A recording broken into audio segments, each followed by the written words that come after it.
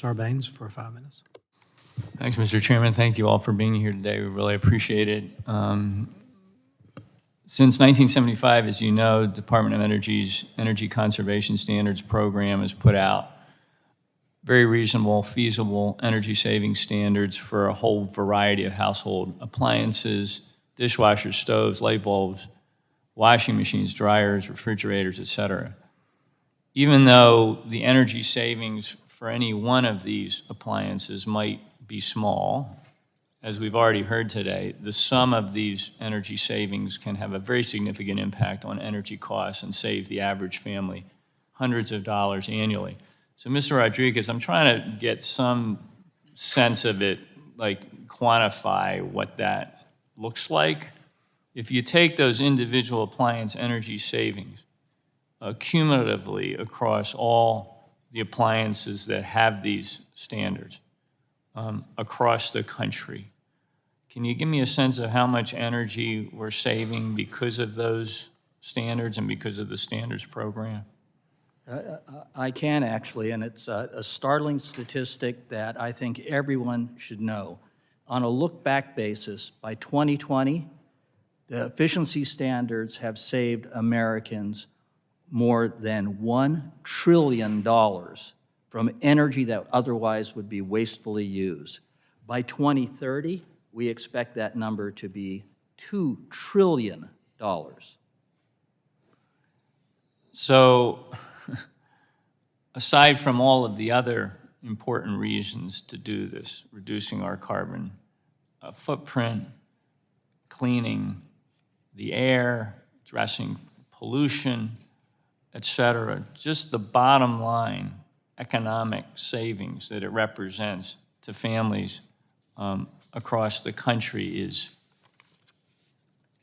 really gargantuan if you put it in the terms that you just did.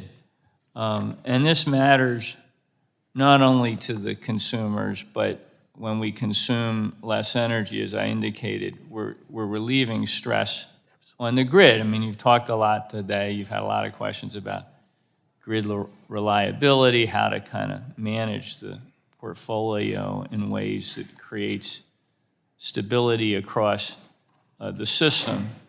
I'm concerned, though, one of the bills we've talked about already, but that we're considering here today would hamper DOE's ability to finalize energy efficiency standards for appliances by adding what I view as very cumbersome and unnecessary standards and tests to DOE's already robust rulemaking process. I mean, as you've described quite effectively today, you've got a good system for looking at these standards and a track record of incorporating all of the various considerations that need to be made. So this is being deployed in a sensible and rational way that benefits Americans. And I want to commend you on that. But tell me, if by legislation we're talking about today or in other ways, if the Department of Energy's ability to finalize appliance energy efficiency standards is hobbled or compromised, how would the resulting loss of energy savings impact the demand on the electricity grid and its reliability? I assume it would put more pressure that we don't need to have there, correct? Absolutely the case. It puts more pressure on the grid because what will happen is it delays efficiency in the consumption of energy. The second thing it does is it creates uncertainty in the marketplace for those manufacturers and distributors who produce and distribute efficient products for the American people so that we can save money in their homes. And lastly, but not least, while the savings that have accrued so far will endure because efficient appliances are there, we rob the next generation of Americans of their ability to save energy in their homes and businesses to make them more productive, make them more comfortable, make them more safe. Well, I appreciate your administering these standards in a way that makes sense, and we want to continue to support that. And as I said, I have concerns that some of the proposals being put forward here today undermine or would undermine your ability to do that. That's why I'm hesitant to support them. And with that, Mr. Chairman, I yield back.